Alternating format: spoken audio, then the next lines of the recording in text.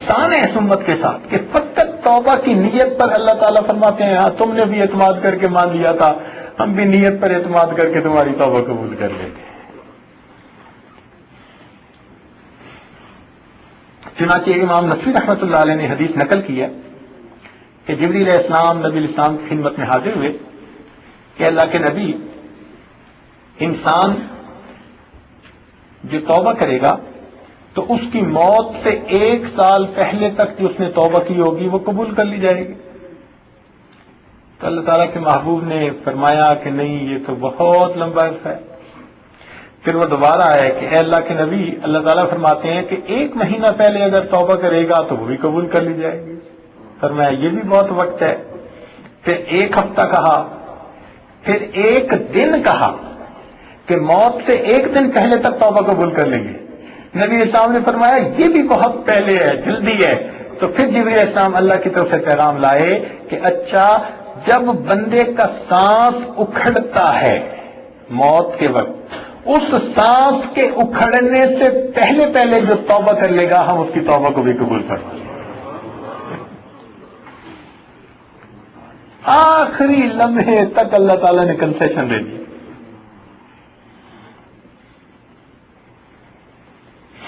چنانچہ ایک مرتبہ نبی علیہ السلام لشکر کے ساتھ واپس تشریف لا رہے تھے تو ایک دریا کے کنارے آپ نے پڑاؤ ڈالا، ریت تھی آگے ساری۔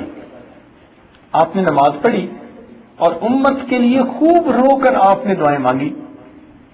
اتنے میں ایک چھوٹا سا پرندہ آیا، چھوٹا سا، جیسے چڑیا چھوٹی سی ہوتی ہے، اور اس نے آ کے اپنی چونچ میں 2-4 ریت کے دانے لیے اور وہ چڑیا اڑ کر گئی اور پانی کے اوپر جا کر، دریا پر جا کر اس نے وہ ذرات پانی کے اندر ڈال دیے۔ پھر آئی، پھر لے کے گئی۔ جب 2-4 دفعہ ٹو اینڈ فرو یہ سلسلہ چلا تو نبی علیہ السلام متوجہ ہوئے کہ یہ چڑیا کیا کر رہی ہے۔ اتنے میں جبرائیل علیہ السلام تشریف لائے۔ نبی علیہ السلام نے فرمایا جبرائیل، یہ چڑیا کا معاملہ کیا؟ عرض کیا اے اللہ رب العزت کے پیارے محبوب صلی اللہ علیہ وسلم، آپ نے جو رو کی امت کے لیے دعا مانگی، اللہ تعالیٰ نے اس دعا کی قبولیت کو یہ مثال کے ساتھ پیش فرما دیا کہ اے میرے محبوب، جس طرح یہ چڑیا چھوٹی سی ہے اور اپنی چونچ میں یہ ریت کے چند ذرات کو اٹھاتی ہے اور ان کو دریا پر جا کر جب ڈالتی ہے تو دریا کے پانی کو ریت کے ذروں کا پتہ ہی نہیں چلتا، آپ کی پوری امت کے گناہ ان چند ریت کے ذرات کی مانند ہیں اور میری رحمت اس دریا کے پانی کی مانند ہے۔ آپ رو رہے ہیں میں سب کو بھی معاف کر دوں گا، تو میری رحمت سب کو معاف کرنے سے بھی زیادہ۔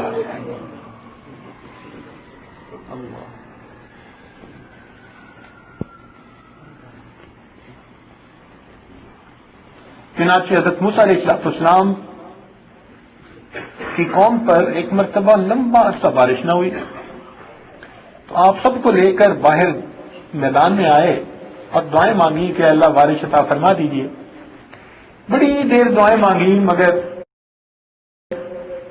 بارش کے آثار نظر نہ آئے۔ تو پھر اللہ تعالیٰ کی طرف رجوع کیا تو دل میں وہی اتری، یعنی دل میں بات آئی کہ اس مجمع میں ایک چغل خور موجود ہے جس کی وجہ سے بارش نہیں برسائی جائے گی۔ حضرت موسیٰ علیہ السلام جلال میں کھڑے ہو گئے اور آپ نے کہا کہ بھائی اس مجمع میں ایک چغل خور ہے، اس چغل خور کی وجہ سے بارش نہیں ہو رہی، تو میں اس سے کہتا ہوں کہ وہ اس مجمع سے نکل جائے تاکہ باقی لوگ بارش سے محروم نہ رہ جائیں۔ اب جب آپ نے یہ اعلان کیا تو صاف ظاہر ہے کہ کوئی بندہ باہر نکلتا اور جاتا تو لوگ اسے دیکھتے، مگر کوئی بھی نہیں نکلا اور ساتھ ہی تھوڑی دیر بعد بارش شروع ہو گئی۔ حضرت موسیٰ علیہ السلام بڑے حیران کہ اللہ تعالیٰ نے فرمایا کہ ان میں ایک چغل خور موجود ہے اور ابھی تو کوئی باہر بھی نہیں نکلا اور بارش ہو گئی۔ تو پھر اللہ تعالیٰ کی طرف متوجہ ہوئے، رب کریم یہ کیا معاملہ، بارش ہو رہی ہے نکلا بھی کوئی نہیں۔ تو اللہ تعالیٰ نے فرمایا کہ میرے پیارے موسیٰ علیہ السلام، جس بندے کی وجہ سے بارش رکی ہوئی تھی اسی بندے کی وجہ سے بارش عطا کی جا رہی ہے۔ حضرت موسیٰ علیہ السلام بڑے حیران ہوئے، یا اللہ یہ کیا معاملہ؟ فرمایا کہ جب آپ نے اعلان کیا تو وہ اپنے دن کے اندر نادم اور شرمندہ ہوا، اور اس نے مجھ سے وعدہ کیا کہ اللہ مجھے ذلت سے بچا لے، اگر میں باہر نکل کے جاؤں گا میں ساری قوم کے سامنے رسوا ہو جاؤں گا، اللہ میری توبہ قبول کر لے۔ میں نے اس کی توبہ کو قبول کر کے بارش برسا دی۔ حضرت موسیٰ علیہ السلام نے پوچھا کہ اللہ آخر وہ بندہ ہے کون؟ فرمایا میرے پیارے موسیٰ علیہ السلام جب گناہگار تھا اس وقت ہم نے رسوا نہ کیا، اب تو توبہ کر چکا ہے، اب اسے کیسے رسوا کر سکتے ہیں؟ اب اس کو ہم کیسے رسوا کر سکتے ہیں؟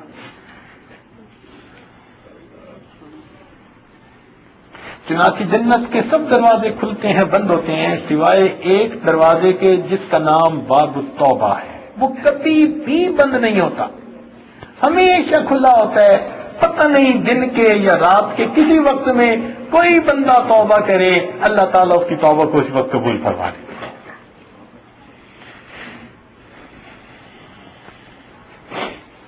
اسی لیے شیطان نے کہا تھا کہ اے اللہ مجھے آدم علیہ السلام کی وجہ سے دھتکارا گیا، میں ان کو دائیں سے بائیں سے آگے سے پیچھے سے چاروں طرف سے بہکاؤں گا اور سیدھے راستے سے بھٹکاؤں گا۔ اب دائیں بائیں اور آگے پیچھے سے کیا مراد؟ علماء نے تفصیل لکھی، وہ فرماتے ہیں کہ سامنے سے آؤں گا اس کا مراد کہ میں آخرت کو بھلا دوں گا، پیچھے سے آؤں گا اس سے مراد میں دنیا کی کشش ان کے دل میں ڈال دوں گا، دائیں طرف آنے سے مراد میں حق سے ہٹا دوں گا، اور بائیں طرف آنے سے مراد میں ان کو برے کاموں میں لگا دوں گا۔ یعنی چاروں طرف سے حملے کروں گا۔ جب چاروں طرف سے حملہ کرنے کی اس نے قسم کھائی نا تو فرشتے بڑے متعجب ہوئے۔ اللہ تعالیٰ نے فرمایا میرے فرشتوں تم اتنے تعجب کیوں کر رہے ہو؟ اے اللہ اس نے چاروں سمتوں کا تذکرہ کیا، قسم کھا کر کہا کہ میں ان کو بہکاؤں گا، تو اولاد آدم کے لیے تو مشکل بن گئی۔ اللہ تعالیٰ نے فرمایا میرے فرشتوں اس بدبخت نے 4 سمتوں کا تذکرہ کیا مگر 2 سمتوں کو بھول گیا، ایک اوپر کی سمت ہے ایک نیچے کی سمت ہے، لہذا میرا گناہگار بندہ جب کبھی میرے در پر آ کر ندامت کے ساتھ معافی مانگنے کے لیے اپنے ہاتھوں کو اوپر اٹھائے گا، چونکہ اوپر کی سمت شیطان دخل اندازی کر نہیں سکتا، میرے بندے کے ہاتھ نیچے نہیں جائیں گے، اس سے پہلے میں گناہوں کو معاف کر دوں گا۔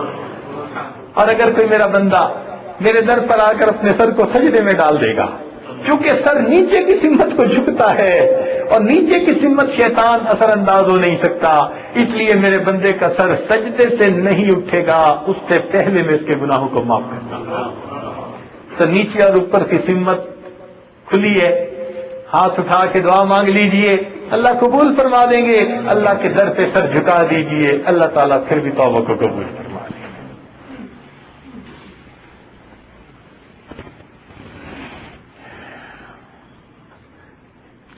اللہ رب العزت بڑے کریم ہیں، بڑے مہربان ہیں۔ اللہ اکبر کبیرہ۔ چنانچہ حسن بصری رحمۃ اللہ علیہ کا ایک درس ہوتا تھا، درس قرآن، مرد بھی سنتے تھے عورتیں بھی سنتی تھی۔ ایک عورت تھی جسے اللہ تعالیٰ نے اچھی شکل دی تھی، عقل دی تھی، نیکی دی تھی، اس کو اللہ تعالیٰ نے ایک بیٹا بھی دیا تھا، اس کے خاوند کے پاس مال بھی تھا، عزت بھی تھی، سب نعمتیں تھیں، وہ آپ کا درس سننے کے لیے آیا کرتی تھی۔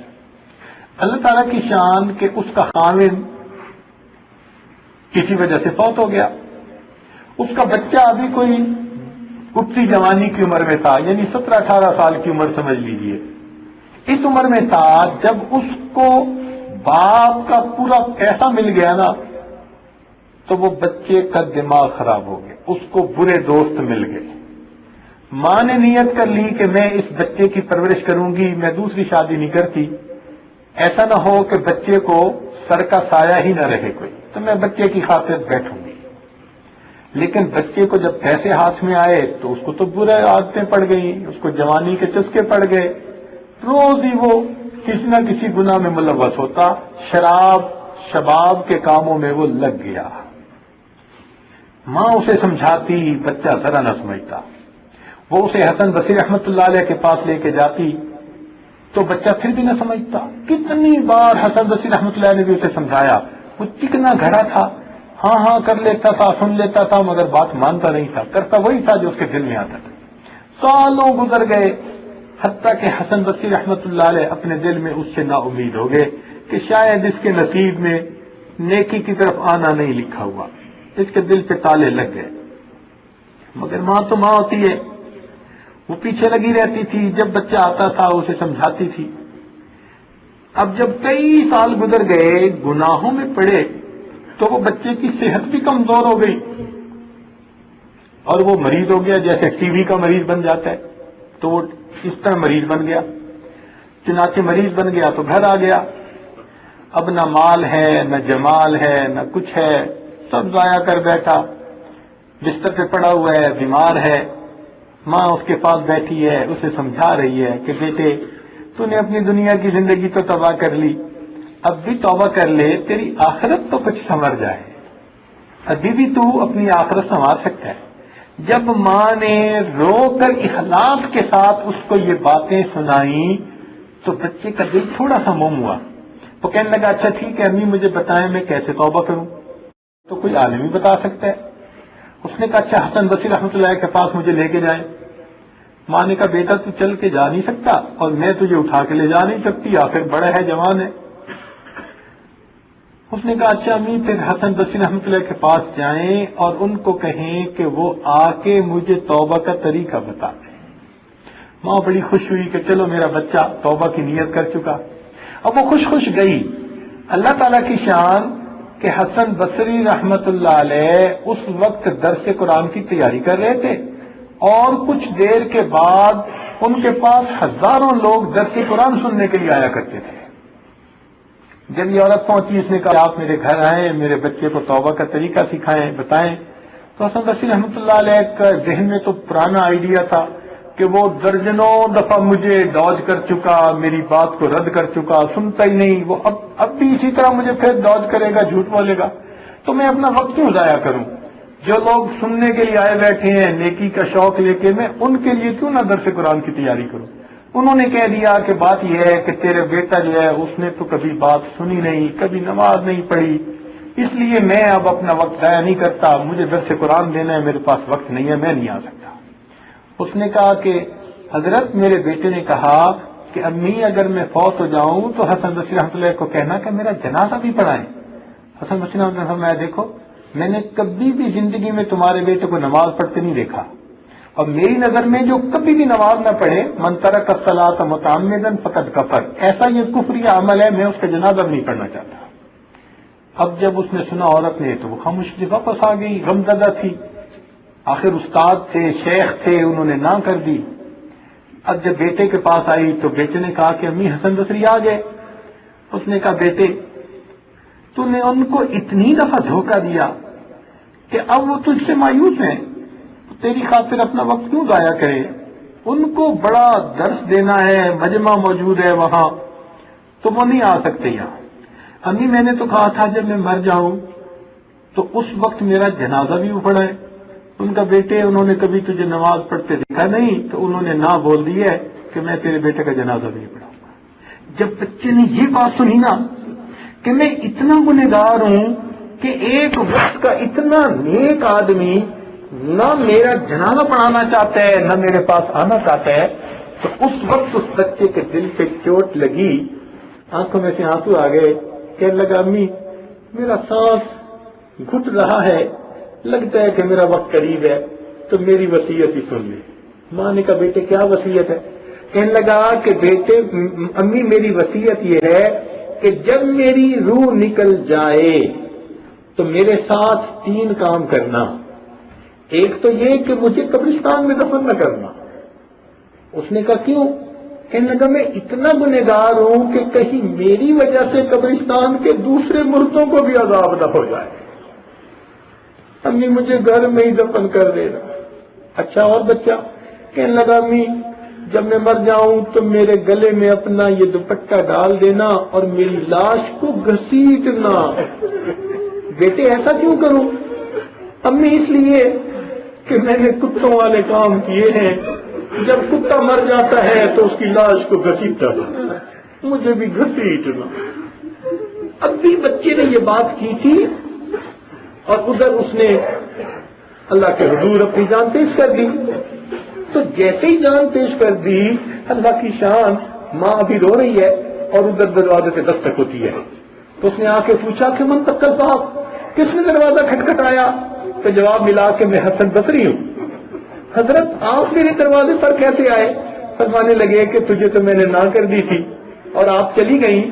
میں مطالعہ کر رہا تھا، اسی دوران تھوڑی دیر مجھے غنودگی آئی اور غنودگی میں مجھے کسی کہنے والے نے کہا کہ حسن بصری تو میرا کیسا ولی ہے، میرے ایک ولی کا جنازہ پڑھنے سے انکار کر رہا ہے، میرے ولی کا جنازہ پڑھنے سے انکار کر رہا ہے.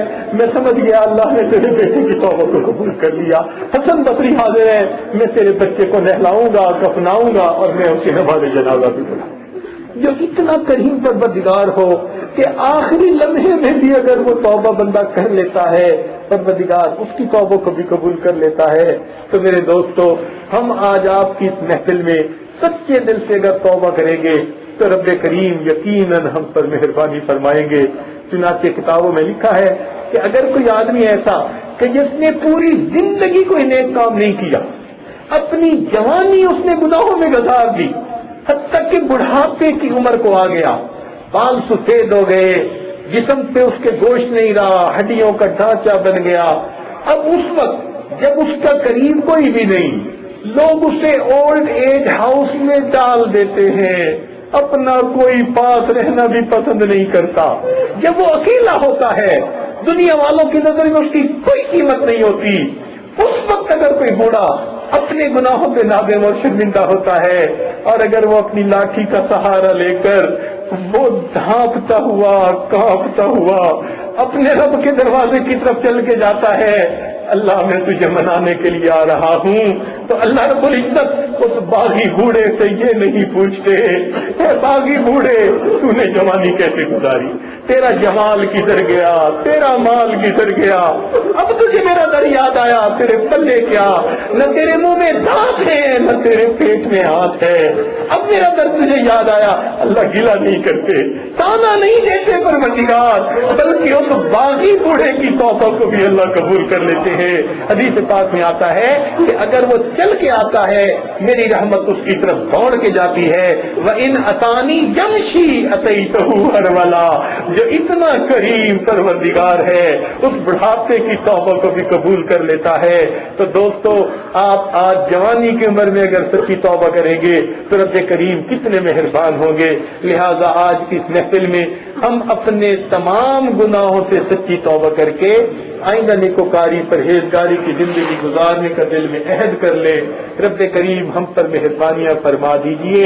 اور اس محفل میں اللہ تیرے نیک بہت لوگ آئے ہوئے ہیں اور ان نیک لوگوں میں اللہ ایک میں ہوں جو بہت گندا ہوں. اللہ میری حالت کو یا میں جانتا ہوں یا آپ جانتے ہیں. لوگ تو حسن ظن رکھتے ہیں مگر میرے مولا آپ کے سامنے تو میری حقیقت کھلی ہے. اللہ یہ میرے سارے آنے والے دوست یہ اصحاب کہف کی مانند ہیں اور میں ان اصحاب کہف کے کتے کی مانند ہوں. اللہ آپ نے اصحاب کہف کے کتے سے بھی جنت کا وعدہ کر دیا تھا، اللہ میرے ساتھ بھی جنت کا وعدہ فرما دیجیے. جب ہم اس طرح معافی مانگیں گے تو رب کریم یقیناً ہماری توبہ کو قبول فرما لیں گے. اللہ رب العزت ہم سب کی توبہ کو قبول فرمائے اور ہمیں آئندہ نیکوکاری پرہیزگاری کی زندگی نصیب فرمائے. وآخر دعوانا ان الحمد للہ رب العالمین.